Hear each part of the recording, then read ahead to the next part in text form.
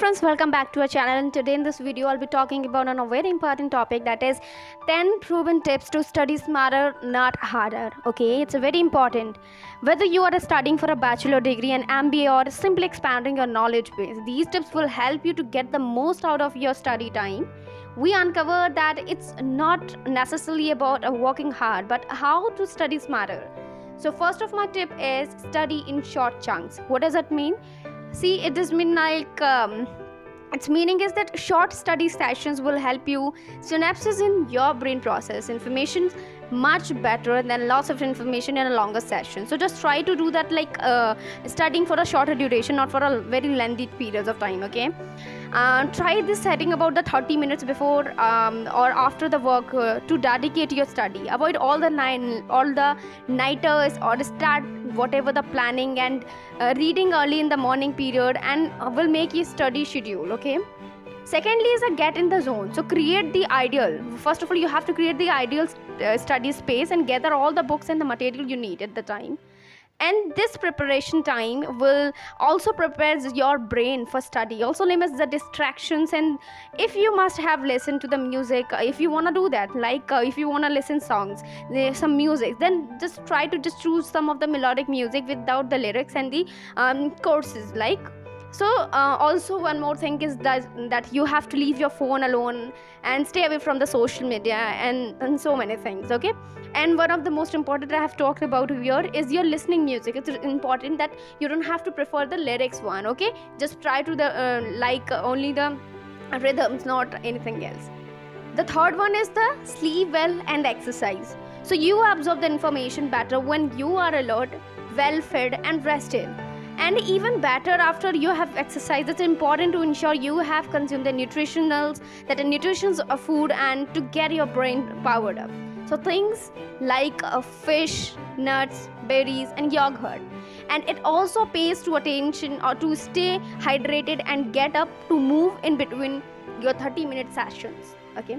The fourth one is the right flashcards. So what is flashcards? Basically these flashcards like for your brain storage information better than when you have. See what happens, basically we just read only. If you are just reading only, that's not sufficient enough. Okay, what you have to do is along with the reading you have to make a short notes, like you have to write the keywords over there.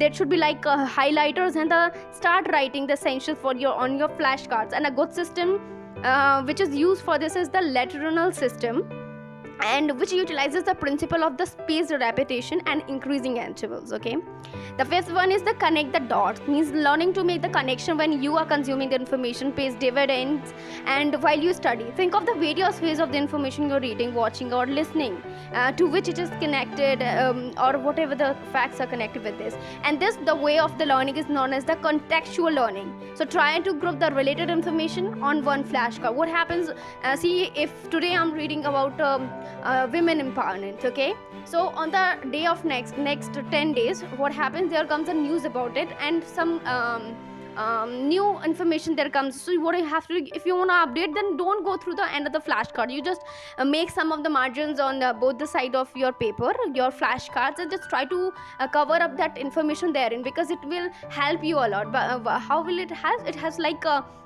and you will be very like optimistic about it, and you will think like, I don't have to prefer any other flashcards to study the same thing. Okay, now fifth is a connect the dots we have completed. Now sixth is goals. Set the goals, make a list of the things or study goals and take them off when you complete them. So not only it will motivate you and give you a sense of achievement, it will also help you to feel a control and like reduce in any study stress. Like this is really important, because study stress relief is extremely important.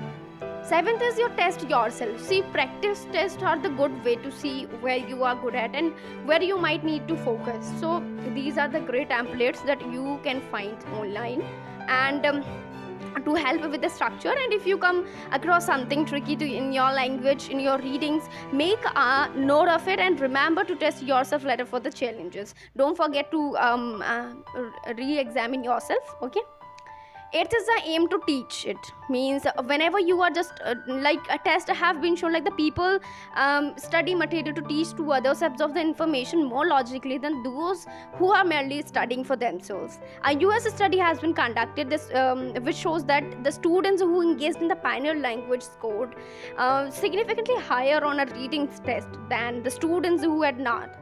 So dedicatingly, you can say that the effectiveness pioneering tutoring on can have on the academic achievements. Like somewhat what happens if you are reading anything with the opinion like you are gonna teach to someone else. So the way you are grasping the information, basically it would be quite very different the way you would have learned with the mentality like yes, it is just for myself, I'm reading for myself. Okay, it is quite different. Now next is 9th. Read aloud and recall, means whether it's by yourself, with a friend or a family member. Read your flashcards and the summaries out loud.